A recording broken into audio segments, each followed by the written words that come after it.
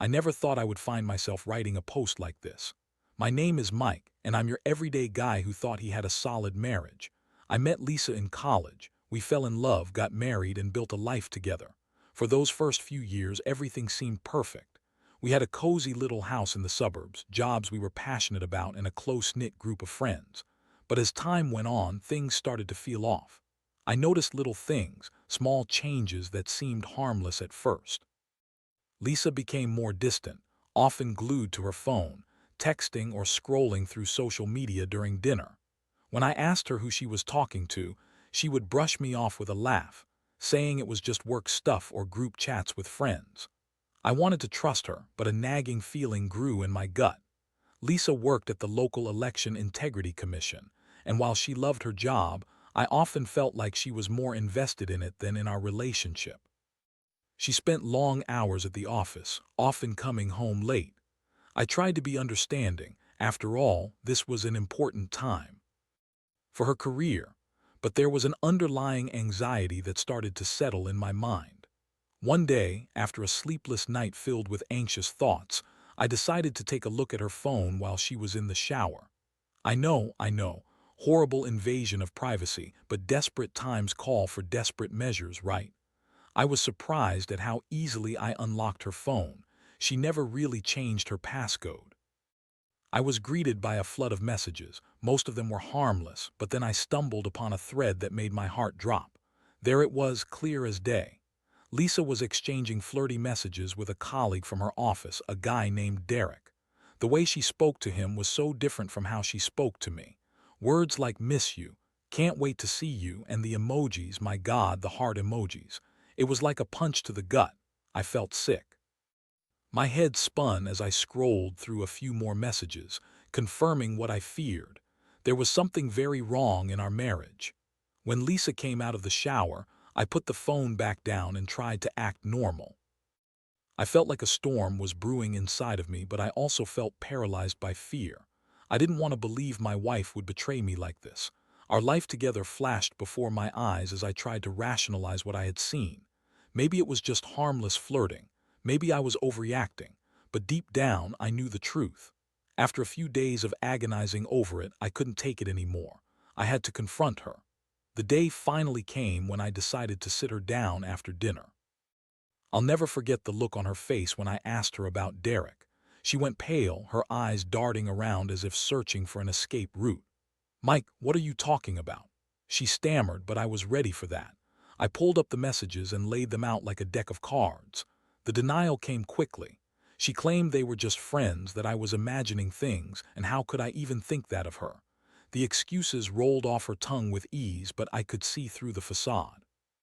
Suddenly, the woman I loved became a stranger. All I wanted was honesty, but instead I was met with more lies. The confrontation turned into a shouting match, filled with accusations and tears. I was so angry, but more than that, I was heartbroken. I couldn't comprehend how we got here. As the dust settled, I felt lost, not just in my marriage, but in my life. I didn't know what to do. The trust was shattered, and I was left with a choice that would change everything. I had to figure out how to move forward from this betrayal. The days that followed that confrontation felt like I was living in a fog. I barely ate, and sleep was a distant memory. I wandered around my office in a daze, trying to act normal, but every time I saw Lisa, a wave of anger and sadness crashed over me. It was clear that our lives had changed forever.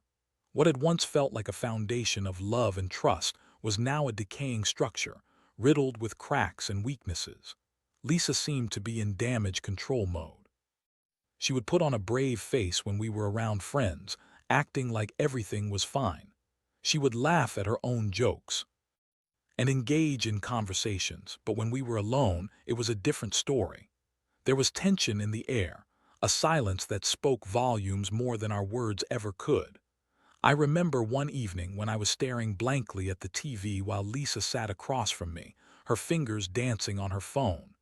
It felt like she was miles away, lost in her own world.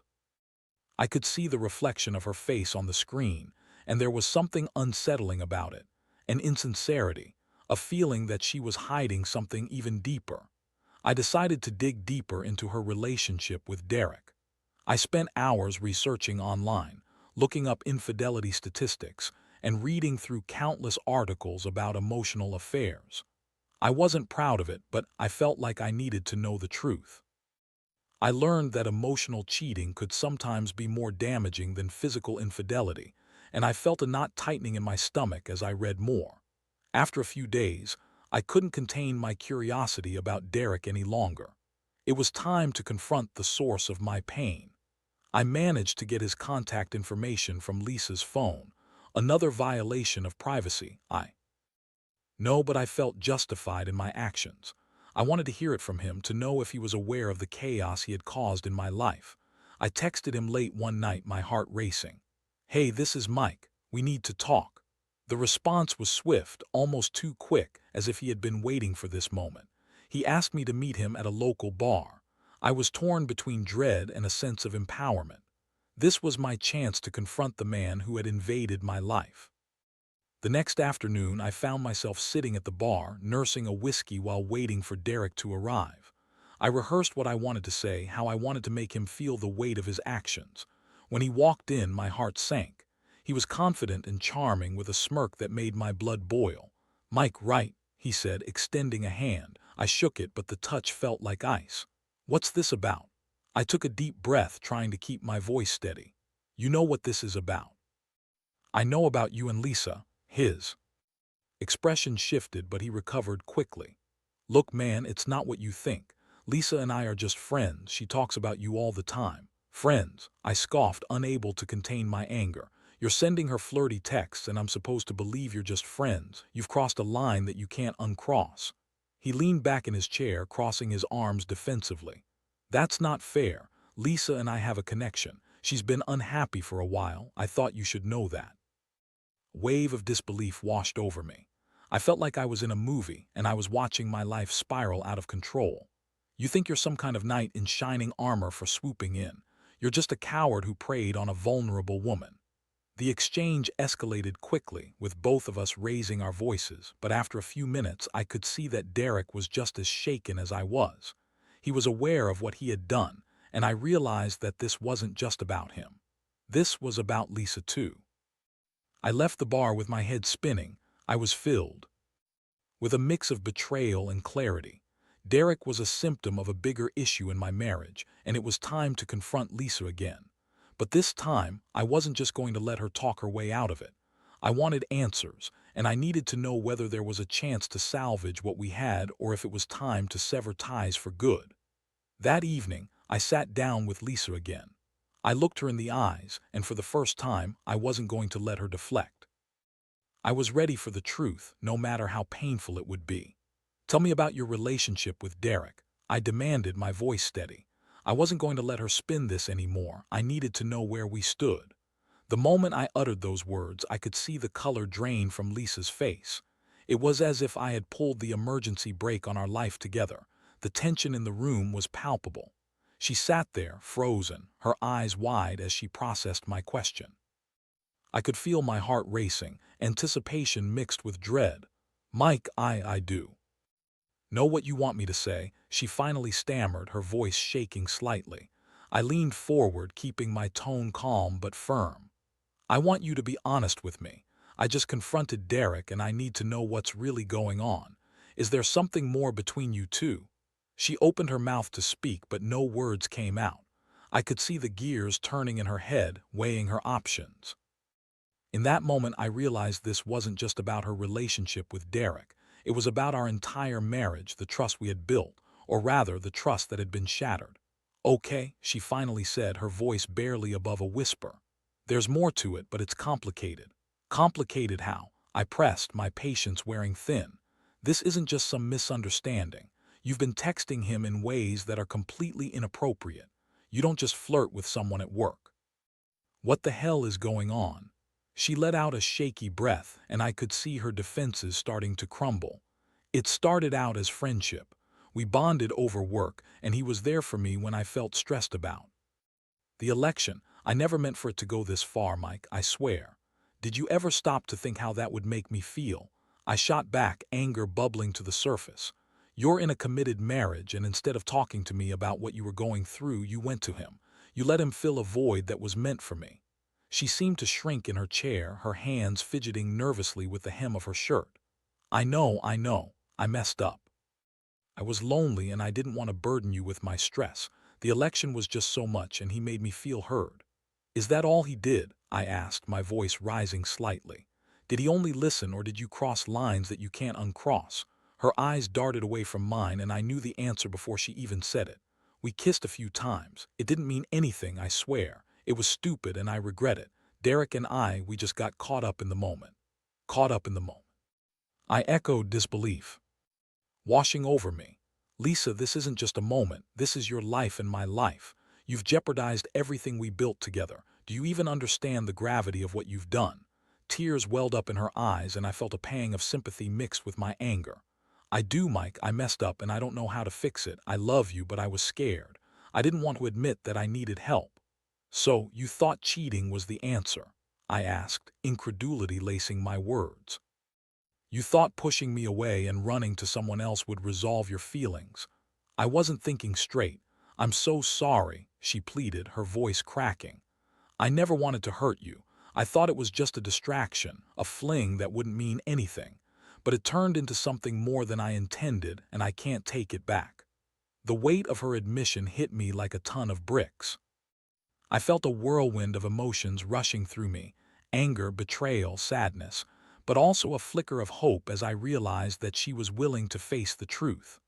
"What do you want, Lisa?" I asked, my voice softer now. "Do you want to fix this? Do you want to try and save our marriage?"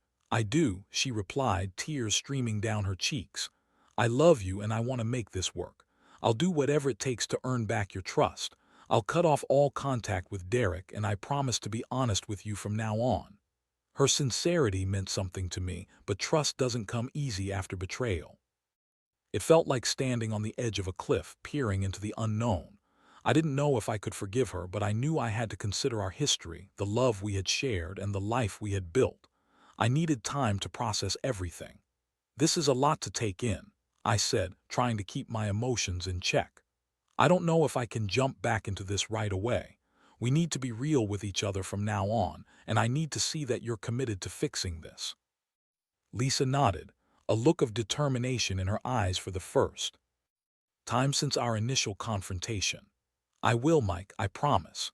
That night I lay in bed, my thoughts racing a million miles an hour. Could I really forgive her? Could we really rebuild what we had? It wouldn't be easy, but I realized that if we were going to move forward, it had to start with complete transparency. From that moment on, honesty became the foundation I wanted to rebuild our marriage upon. As the days turned into weeks, I couldn't shake the feeling that we were walking a tightrope. Lisa was doing everything she had promised. She cut off contact with Derek, and she made an effort to be more present in our relationship. But the shadow of her betrayal loomed over us, casting a pall over every interaction. I felt like I was constantly on guard, waiting for the other shoe to drop. We began having intense conversations about our marriage, digging deep into the issues that had been bubbling beneath the surface long before Derek entered the picture. Lisa shared her feelings of isolation and burnout, while I opened up about my frustrations and the sense of disconnection that had crept into our relationship. I realized that, while she had made a mistake, I also had my part to play in the unraveling of our marriage. Despite our efforts to communicate better, I often found myself replaying the moment I discovered her infidelity. Every time I looked at her, I couldn't help but remember those messages. How easily she had lied to me, how she had chosen someone else over me. I felt trapped in a cycle of anger and sadness, trying to reconcile my love for her with the betrayal that had shattered my trust. One night as we sat on the couch watching TV, I noticed Lisa being unusually quiet. She kept glancing at her phone, her fingers tapping anxiously against the screen. I took a deep breath, feeling a wave of dread wash over me. "What's going on?" I asked, my voice steady but tinged with suspicion. She looked at me, her eyes wide. "It's just work stuff, I promise. I'm trying to make sure everything is on track for the election." "Are you still worried about Derek?" I asked, unable to hide the tension in my voice. "I need you to be honest with me. If there's something going on, I want to know." "No, Mike, it's nothing like that," she insisted, her voice rising in pitch. "I told you I cut him off. I'm committed to us. I wouldn't jeopardize that again." I could see the sincerity in her eyes, but the doubt still clung to me like a shadow. "Then why are you so anxious? It feels like you're hiding something." She hesitated for a moment and my heart began to race. "I swear I'm not hiding anything. I just want to make sure we're okay. I'm really trying, Mike." That night after we went to bed, I couldn't shake the feeling that something was off. I lay awake for hours, staring at the ceiling, feeling the weight of uncertainty pressing down on me. What if she wasn't as committed as she claimed? What if I was fooling myself by believing we could move past this? The next day, I decided to take a walk to clear my head. As I strolled through the neighborhood, I spotted a familiar face, a neighbor of ours, Bate, who often dropped by for casual chats. She had always been friendly with Lisa, and I figured it wouldn't hurt to check in with her. "Hey Mike, how are you holding up?" she asked as I approached. "Not too bad, just trying to navigate some stuff at home," I replied, trying to keep the conversation light. "Is everything okay with Lisa?" she asked, her expression shifting to concern. "Yeah, we're working through some things," I said cautiously. "Why do you ask?" Bate looked hesitant, as if she was weighing her words carefully. "I just wanted to make sure she's okay. I've noticed she's been a bit off lately." "Off how?" I inquired, my curiosity piqued. "She just seems more closed off lately, like she's keeping things to herself," Bate admitted. "I overheard her talking with Derek a few weeks ago before the election stuff started heating up. I didn't think much of it at the time, but now I'm wondering if something else is going on." Just like that, all the anxiety I had been feeling came rushing back. "Thanks for letting me know," I said, my voice barely above a whisper. As I walked back home, my mind raced with possibilities. Had she really cut things off with Derek? Was she still hiding something from me? When I got home, I found Lisa in the kitchen, her back turned to me as she prepared dinner. I could feel the tension in the air, a palpable weight of unspoken words. "Can we talk?" I said, my heart pounding. "Sure," she replied, her voice steady but her eyes betraying a hint of apprehension. I took a deep breath, trying to keep my emotions in check. "I ran into Bate today, and she mentioned she overheard you talking to Derek a few weeks ago. Is there anything else you're not telling me?" Lisa froze, her hands stilling over the cutting board. "That was before everything happened, Mike. I already told you that I cut him off. Why are you bringing this up now?" "Because I need to know if I can trust you or not. I can't keep second-guessing everything. If you want this to work, we have to be completely honest with each other," I insisted, my voice rising again. Tears filled her eyes as she set down the knife. "I am trying, Mike. I don't want to go through this again. I want to work on us, but I can't do it if you keep bringing up the past." For a moment, both of us stood there, caught in a whirlwind of emotions. I could see the anger, fear, and sadness swirling in her gaze, mirroring my own. I didn't want to hurt her, but I needed answers. "I need to feel secure again," I said softly, my voice cracking. "I need to know that you're all in this with me, no more secrets." Lisa stepped closer, her hands trembling as she reached for mine. "I promise, Mike. I'll do better, but please let's stop focusing on the past. It's eating us alive. I want to move forward together." Her sincerity struck a chord in me, but the reminder of her betrayal was still fresh. I wanted to believe her, but trust takes time to rebuild. "Okay," I said, squeezing her hands. "Let's take it one step at a time." As we stood there, holding hands in our kitchen, I realized that the path ahead would be rocky, filled with challenges and difficult conversations. But perhaps, just perhaps, there was a way to navigate through the darkness and find a glimmer of hope on the other side. And yet, as I glanced into her eyes, I couldn't shake the feeling that the hardest part was still ahead. The journey toward healing would require not just honesty, but also a commitment to vulnerability that both of us would need to embrace. The weeks that followed were a delicate dance of rebuilding and rediscovering. Lisa and I made a conscious effort to communicate more openly, but it felt like we were walking on eggshells. Every conversation was laced with an undercurrent of tension, a reminder of the betrayal that had shaken our foundation. I tried to be present, but it was hard not to feel like a ghost in my own home, haunted by memories of the past. We started going to couples therapy, which I hoped would provide us with tools to navigate our way through the murky waters of our relationship. The therapist, Sarah, was kind and patient, guiding us through the exercises that aim to restore trust. I remember sitting on the couch in her office, the air heavy with unspoken words. "Let's talk about what trust means to both of you," Sarah suggested, looking between us. "What does it take to rebuild trust after it's been broken?" I glanced at Lisa, who was fidgeting with her hands. "It means being transparent, showing up for each other, and not hiding things," I said, my voice steady. "Exactly," Sarah replied, nodding. "And Lisa, how do you feel about that?" "It means being honest," she said, her voice shaking slightly. "I have to be more open about my feelings and my struggles. I can't keep things bottled up anymore." I could see the sincerity in her eyes, but the faint whisper of doubt still lingered in my mind. I wanted to believe her, but trusting her again felt like a mountain I wasn't sure I could climb. As therapy sessions continued, I often found myself questioning if we were making real progress. One evening, after a particularly intense session, I arrived home to find Lisa sitting on the couch, staring at her phone. I sensed the tension in the air immediately. "What's going on?" I asked, my heart racing. "Nothing, just work stuff," she replied, but I could see the anxiety etched across her face. "Are you still worried about Derek?" I pressed again, the words tumbling out before I could stop myself. "Mike, I told you I cut him off. I'm trying to move on from that. Why do you keep bringing him up?" She snapped back, her frustration bubbling over. "Because I need to know you're committed to us. I don't want to feel like there's a shadow of him still lingering in our lives." I shot back, feeling my own anger rising. She met my gaze, her eyes filled with tears. "I'm trying, I really am. But it feels like I'm under a microscope all the time. I can't breathe." I took a step back, feeling the weight of her words. I didn't mean to suffocate her. I just wanted reassurance that she wasn't slipping back into old habits. "What do you need from me?" I asked, my voice softening. "Just trust me, Mike.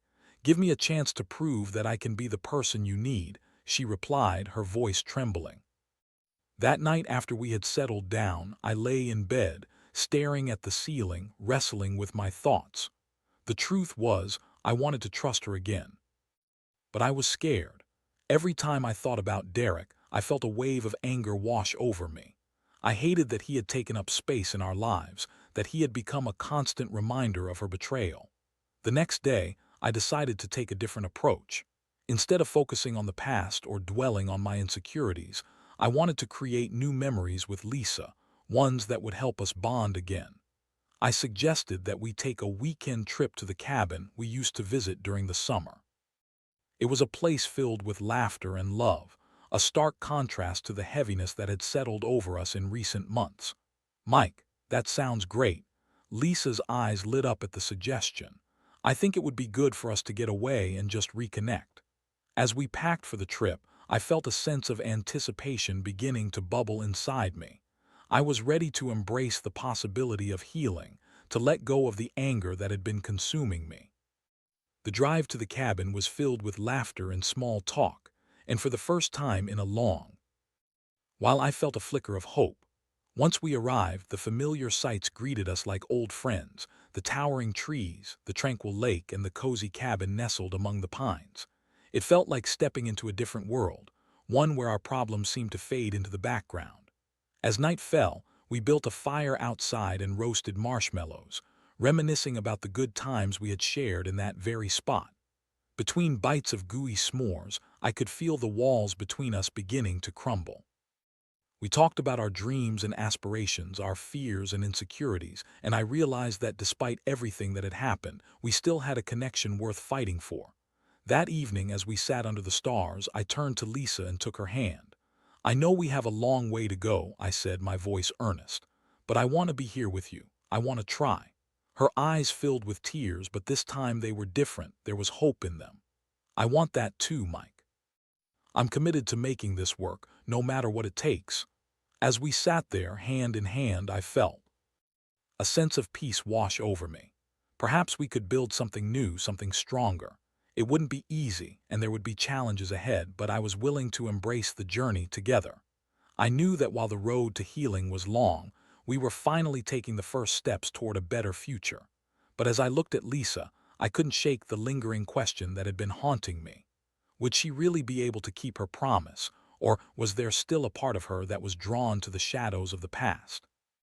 I was ready to trust, but only time would reveal the truth. The weekend at the cabin was transformative. It felt like we had hit a reset button on our relationship, if only for a brief moment. The laughter and warmth we shared around the fire were reminiscent of the early days of our marriage. It was a beautiful reminder of what we could still have if we were willing to fight for it. As we returned home, the weight of reality settled back on my shoulders. I knew that while we had made progress, the road ahead would still be fraught with challenges. Trust, once broken, is a fragile thing, and I was acutely aware that it would take time to rebuild. In the weeks that followed, we continued attending therapy, and Lisa remained committed to being transparent with me. She was working hard to open up about her feelings, and I admired her dedication. There were days when I felt hopeful, but there were also moments when the past would rear its ugly head, and I found myself spiraling back into doubt and insecurity. One evening, as we were preparing dinner together, I noticed Lisa's demeanor shift. She seemed distracted, her mind elsewhere. "What's wrong?" I asked, trying to keep my tone light. "Nothing, just thinking about work," she replied, but I could see the tension in her shoulders. "Is it about Derek?" I ventured, feeling the familiar knot tighten in my stomach. "No, Mike, I told you I've cut him off. He's not a part of my life anymore," she snapped, frustration evident in her voice. I could see that my probing had touched a nerve. "I just want to make sure you're really okay," I said, trying to be sensitive. "I know this has been hard for you. I'm fine. I just need you to trust me," she replied, her voice softer now, but the tension lingered. "Trust is something we're both working on, Lisa," I said, my tone serious. "I don't want to feel like I'm constantly waiting for the other shoe to drop." The silence that followed was heavy, and I could see the frustration etching itself upon her face. I realized then that while I wanted to rebuild trust, I also needed to let go of the fear that was holding me back. That weekend, another opportunity presented itself. Our anniversary was approaching, and I wanted to do something special for us, something that would symbolize our commitment to moving forward together. I planned a surprise getaway to a nearby vineyard, complete with wine tastings and a romantic dinner. I hoped it would not only remind us of our love but also help us forge a new path. When I revealed the surprise, Lisa's face lit up with delight. "Oh, Mike, this is amazing. I can't believe you planned this." Her excitement filled the room, and for a moment I felt the weight of our troubles lift. As we arrived at the vineyard, I could feel the air shift. We walked among the rows of grapevines, the sun casting a golden hue over everything. It felt like the perfect backdrop for our fresh start. Over a glass of wine, I took her hand and spoke candidly. "I want us to be happy again. I want us to work together to rebuild what we lost." She smiled, her eyes glistening with hope. "Me too, Mike. I know it won't always be easy, but I'm committed to this, committed to us." As we sat under the stars that night, I realized I was beginning to let my guard down. I felt a sense of warmth wrapping around us, a sense of belonging that had eluded us for so long. We talked about our dreams, our fears, and what we wanted our future to look like, reminding each other of the love that still existed beneath the scars. However, the real test came a few weeks later. I received an unexpected notification on my phone, a message from Derek. My heart raced as I saw his name flash across the screen. It was a simple, "Hey, just checking in. Hope you're doing well." My first instinct was to throw my phone across the room to react with anger, but I took a deep breath instead. I walked into the living room where Lisa was sitting on the couch. "We need to talk," I said, my voice steady but my heart pounding. "What is it?" she asked, confusion clouding her features. "Derek reached out to me. I don't like it," I said, my throat tightening with emotion. "I need to know, are you in this completely, or is he still a part of your life?" Lisa's eyes widened as she processed my words. "What did he say?" "He just checked in, but it's not about that. It's about whether or not you're still tempted to keep him in your life," I replied, watching her carefully. "I promise you I'm done with him. I want to be with you," she said, her voice filled with conviction. "I'll block him if that's what you need." I felt the tension in my chest ease slightly. "I don't want you to feel cornered. I want you to choose me, not because you have to, but because you want to." Tears brimmed in her eyes as she nodded. "I choose you, Mike. Every day I choose you." I watched her take her phone and block Derek's number. It was a small but significant gesture. In that moment, I felt a flicker of hope ignite within me. Trust would take time, but it was a journey we could navigate together. As the months went by, we continued to work through our issues, attending therapy regularly, communicating openly, and carving out time for each other. We were learning how to trust again, slowly but surely. I learned that healing is not a linear process. There were ups and downs along the way. But through it all, I discovered resilience within myself, and I began to believe in our love again. In the end, I realized that the path to healing required not just forgiveness or promises, but an unwavering commitment to be better individuals, both for ourselves and for each other. Lisa and I had faced the storm, and while we were still working on rebuilding, I could confidently say that I was ready to embrace whatever came next, together. And with that, I felt a newfound sense of hope that true healing was possible, that our love could endure, and that we were, at last, on the road to becoming stronger than ever.